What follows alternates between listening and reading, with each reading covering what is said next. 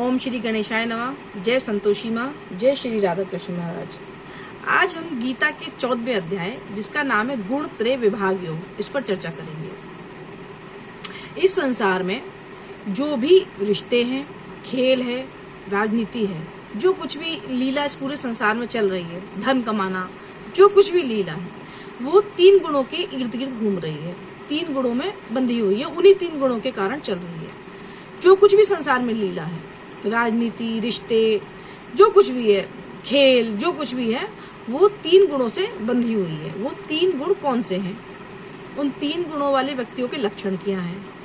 अच्छा, ये जो 3 गुण हैं, ये व्यक्ति की आत्मा को शरीर से जोड़ते हैं, यानी कि एक बंधन बनाते हैं। आत्मा का शरीर से बंधन बनाते हैं ये 3 गुण। तो जब ये 3 गुणों से युक्त व्यक्ति होता है और जब ये प्राणी अपना आत्मा शरीर को त्यागती है, तो चूंकि बंधन से बंधी है, ये 3 गुण आत्मा का शरीर से बंधन कराते हैं। तो जब आत्मा शरीर को छोड़ती है तो शरीर को, प्राणी को बहुत कष्ट होता है, क्योंकि है तो बंधन ही। तो जो व्यक्ति इन तीनों गुणों से मुक्त होता है, उसके क्या लक्षण हैं? तो ये 3 गुण कौन से हैं जिनसे इस संसार की सृष्टि की पूरी लीला चल रही है? इन 3 गुणों के वालों के व्यक्ति के लक्षण क्या हैं? जो इन तीनों गुणों से मुक्त है, उसके क्या लक्षण हैं? और ये जो अध्याय है 14वां अध्याय है, जिसका नाम है गुण त्रय विभाग योग। तो इस पर हम चर्चा करते हैं। तो ये 3 गुण हैं। पहला है सात्विक गुण, दूसरा है राजसिक गुण और तीसरा है तामसिक गुण। ये 3 गुण हो गए। अब हम बात करते हैं सबसे पहले सात्विक गुण की। जिस व्यक्ति के अंदर सात्विक गुण होते हैं, उसके क्या लक्षण हैं? ऐसा व्यक्ति अज्ञानता से दूर होता है, पाप कर्मों से दूर होता है और शाश्वत सत्य को ढूंढने का प्रयास करता है। उसके अंदर अज्ञानता से दूर होता है, पाप कर्मों से दूर होता है और शाश्वत सत्य को ढूंढने का प्रयास करता है। ये लक्षण है ऐसे व्यक्ति के जिसके अंदर सात्विक गुण है। अब दूसरा आता है राजसिक गुण। राजसिक गुण वाले व्यक्ति के क्या लक्षण है? ऐसा व्यक्ति जो भी काम करता है, वो किसी लोभ या मोह, लोभ यानी लालच या मोह के वशीभूत होकर करता है। ऐसा व्यक्ति जैसे पैसा कमाया, पैसे से आनंद आया, ठीक है, तो अब वो दिन यही सोचता रहता है कि मैं कैसे और ज्यादा पैसा कमाऊं। होने वाले फायदे के बारे में हर समय सोचता रहता है, हो चुके नुकसान के बारे में सोचता है। जो फायदा हो चुका उसका, जो फायदा हो सकता है आने वाले समय में, या तो उसके बारे में सोचता है, या जो उसका पास्ट में नुकसान हो चुका है उसके बारे में सोचता है। उस नुकसान की भरपाई कैसे करे, वैसे सोचता है। तो ऐसे व्यक्तियों के बारे में ये कहा जाता है कि उसको भी ऐसा लगता है कि मैं बहुत सुखी हूँ, भाई मैं इतना धन कमा रहा हूँ, मशीन की तरह लगा रहता है वो, तो वो भी ये सोचता है मैं बहुत सुखी हूँ। जो दूसरे लोग होते हैं वो भी सोचते हैं कितना सुखी व्यक्ति है, कितना धन कमा रहा है। जबकि गीता में ऐसे व्यक्ति को कहा गया है कि ऐसा व्यक्ति वास्तविकता में बहुत ही दुखी माना गया है। गीता में वास्तविकता में ऐसे व्यक्ति को बहुत ही दुखी माना गया है, जो हर समय बस यही सोचता रहता है। अब आता है तामसिक गुण। तामसिक गुण वाले व्यक्ति का क्या लक्षण है? तामसिक गुण वाला जो व्यक्ति होता है, उसका अपने शरीर से मोह होता है। तामसिक गुण वाले व्यक्ति का लक्षण ये होता है कि वो, उसका मोह अपने शरीर से होता है। इसी अज्ञानता के कारण वो बेकार के काम करता है, आलसी पने में रहता है, आज के काम को कल टालता है, बेकार की बातें करता है, पागलपंती की बातें करता है। तो ये हो गए 3 गुणों के लक्षण। ये पहले तो ये 3 गुण हो गए, सात्विक, राजसिक और तामसिक। पहले तो ये 3 गुण जिसके इर्द गिर्द पूरी लीलाएं संसार की चल रही हैं। अब हमने इन तीनों गुणों के लक्षण भी बता दिए।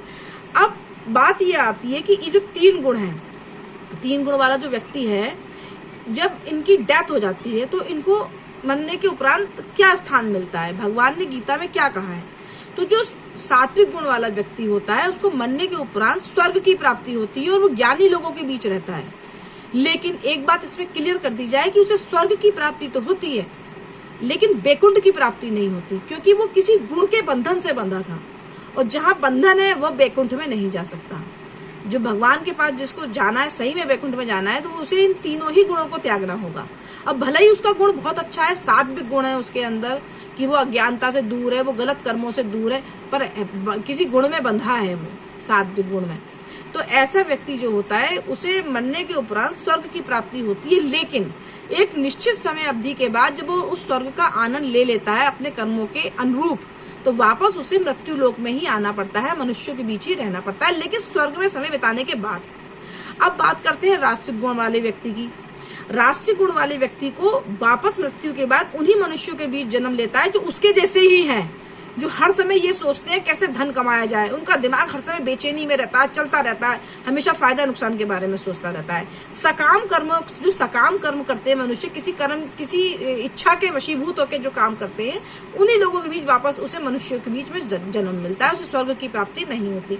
और तीसरा, जो तामसिक गुण वाले व्यक्ति होते हैं उनका जन्म पशु पक्षियों के रूप में होता है। तो अब ये बात हो गई कि वो 3 गुण कौन से हैं जिसके इर्द गिर्द पूरा संसार घूम रहा है। उन 3 गुणों वाले व्यक्ति के लक्षण क्या है वो भी बता दिए गए, और इन 3 गुणों वाले व्यक्तियों को मरने के बाद क्या होता है वो बता दिया गया।